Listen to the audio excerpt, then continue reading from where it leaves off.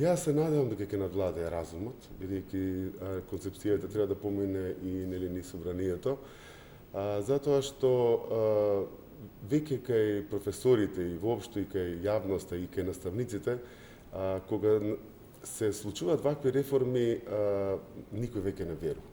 Знаете, долги години ние експериментираме со образованието, а не видовме никакви резултати. Сите оние кои што работат во образованието, верувам, знаат за што зборувам. Нашиот предлог кој што беше и кажан на сите тие состаноци кои што ги имавме и со Министерството, е дека мора сите реформи да почнуваат и да бидат проактивни. Тоа го кажав неколку пати, значи мора да почнуваме напред. Сите реформи кои што опфаќаат ретроактивно враќање предизвикуваат сериозни проблеми во системот образованието.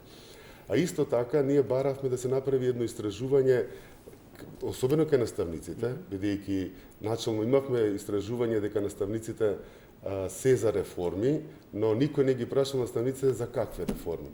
Дали овој концепт би можел, например, да биде прифатлив и на некој начин верувам дека сепак ќе навладее разумот и дека ќе се прифатат сите забелешки на јавноста, затоа што доколку не се прифатат забелешките на јавноста, ќе остане сомнеш